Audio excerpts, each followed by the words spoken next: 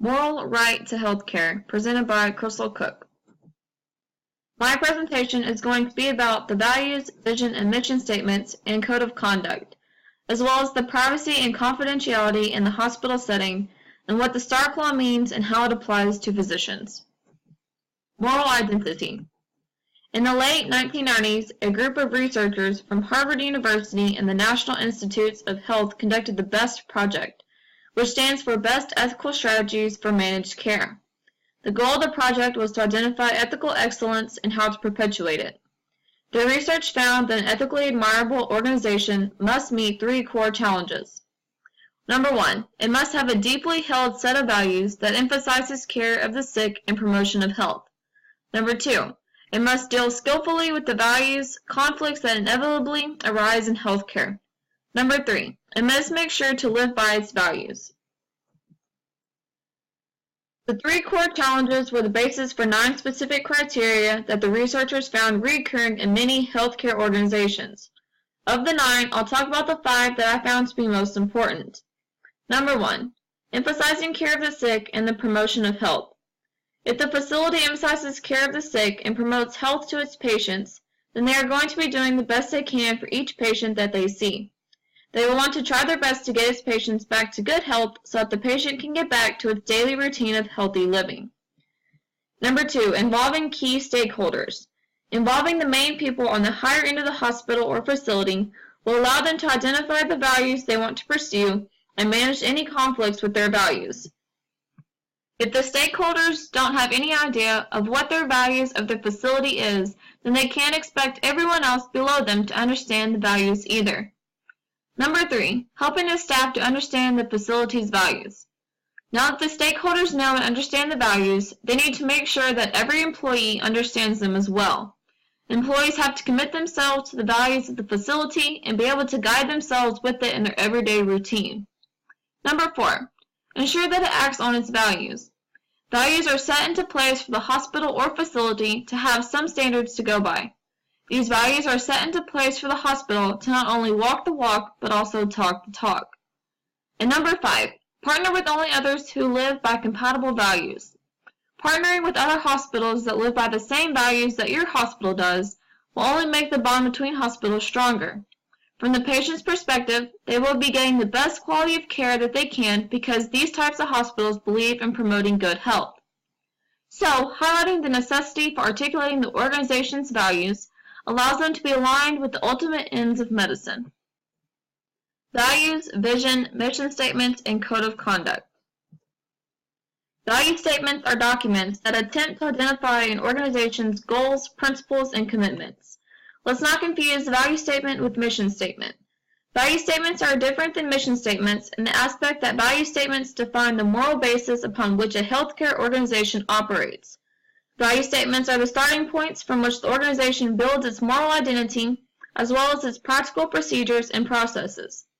This kind of statement can be concise and to the point, detailing relatively few overriding ethical values or principles that function as a compass for the healthcare organization. Common words you might see in an organization's value statement could be words like excellence, affordability, and even teamwork. These words are good indicators that the organization likes to exceed their customer expectation, be responsible when delivering their health care services, and working as a team. A value statement from the Massachusetts General Hospital is respect, compassion, teamwork, and excellence. Vision statements are the inspirational and aspirational statements that clarify what the organization's activities will consist of. Vision statements tend to set their values and principles into the prescriptive mode of action. Vision statements anticipate some ideal state or role that the organization may have yet to achieve but are looking forward to achieving this goal. The vision statement is a forward-looking and future-anticipating statement. This kind of statement allows for the hospital to look for ways to better themselves and progress to an organization that could be even better than it is right now. Vision statements are the definition of success and challenge and stretch the organization's capabilities and self-image. Healthcare would be to be a healthcare organization that provides the highest quality of healthcare. So as you can tell from the past 2 statements, the value statements set the moral tone of the organization, whereas vision statements set the aspirations of the organization. Well, the mission statement sets forth the goal of the value statement. The mission statement will incorporate much of its description of the day-to-day work of the entity and provide enough specificity to be used as a measure of whether particular actions or policies abide by and help achieve the organization's mission. This statement is a description of why you're doing what you're doing. The mission statement also identifies what the organization does, who it serves, and how it does it. Here's a mission statement from the Kettering Health Network. It says, to improve the quality of life of the people in the communities we serve through healthcare and education. Trinity Health developed a code of guiding behaviors that encourages the following 6 characteristics for the code of conduct. Number 1, we support each other in serving our patients and communities. We care in serving external and internal customers. We build collaborative relationships throughout the organization in order to share knowledge, skills, and resources. We focus on finding solutions rather than blaming and complaining. Number 2, we communicate openly, honestly, respectfully, and directly. We listen to and communicate respectfully with others. We clearly articulate ideas and solutions. We talk directly to an individual when there is a concern or a problem, and we build trust through open two-way communication. Number 3, we are fully present. We make sure that the patient and other family has our full attention. We listen to people's words and try to fully understand what they are asking. Number 4, we are all accountable. We accept responsibility for actions, decisions, and results. We admit mistakes and limitations while demonstrating a can-do spirit to achieve results. We also contribute to a high performance level to a positive, motivating environment. Number 5, we trust and assume goodness in all intentions. We encourage openness and sharing. We ask others with different experiences for their point of view. We also demonstrate genuine curiosity without judging. And we try to include everyone by reaching out and embracing all people while living our mission. Number 6, we are continuous learners. We embrace change. We encourage new ideas to serve our patients and communities. We also provide and accept coaching and feedback. And we forgive past problems and use conflict as an opportunity for growth. In this slide, we are going to discuss the steps in developing a code of conduct. Step 1, define disruptive and inappropriate behaviors. We need to know what's not going to be allowed.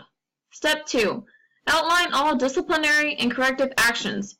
We have to know someone is going to be punished when they are outline all disciplinary and corrective actions. We have to know someone is going to be punished when they have a displeasing behavior. Step 3, provide details on who should receive reports of disruptive behaviors. We have to appoint someone to be in charge of keeping records of people with bad behavior. Step 4, include a zero-tolerance approach, meaning that disruptive behavior will never be tolerated. Step 5, recognize a range of behaviors. This means that we need to set boundaries about which set of behaviors are going to be tolerated and which are not. And Step 6, encourage non-confrontational strategies to address imitating or disruptive behaviors, meaning try to avoid words, phrases, or actions that might take the situation worse. Privacy and confidentiality. Privacy refers to an individual's expectation to keep or control access to his or her individual space as well as knowledge of certain information. There are 4 types of patient privacy. The first being physical privacy. The physical privacy of a patient signifies the level of his or her physical availability and accessibility to others. Personal space includes refusing unwanted activities by others, like intruding one's physical space through physical presence, touching different parts of the body, observing and monitoring people's performance, and making noise. Next is informational privacy.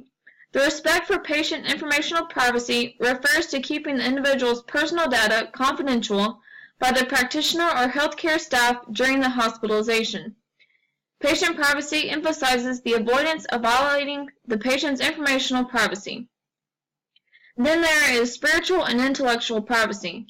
This kind of privacy points to the patient's perceptions of their involvement degree in clinical decision-makings and preservation of cultural values, including their inner feelings, beliefs, as well as their cultural and religious activities. Confidentiality refers to the ethical and legal obligations to refrain from sharing information about other people without their authorization. According to the American Medical Association, A physician shall respect the rights of patients and shall safeguard patient competencies within the constraints of law. The association also states that the patient has the right to confidentiality.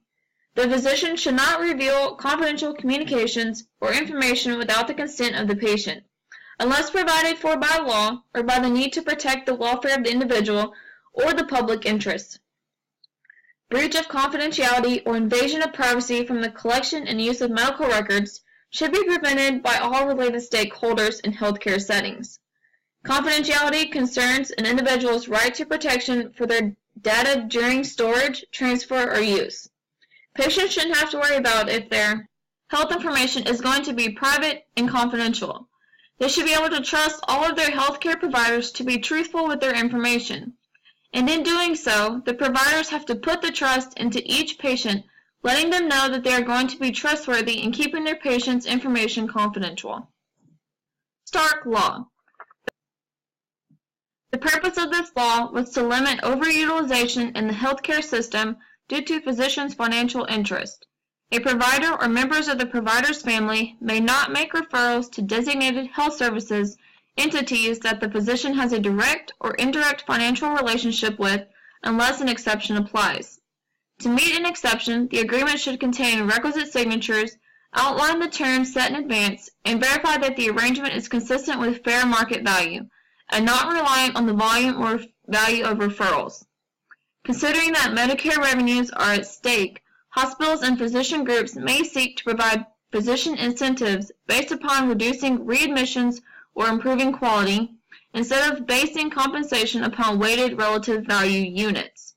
The contention is that the Stark Law has not kept pace with policy, and providers may directly violate the law unless the agreement is carefully structured. Furthermore, entities may not submit claims to Medicare that result from a prohibited referral regardless of intent.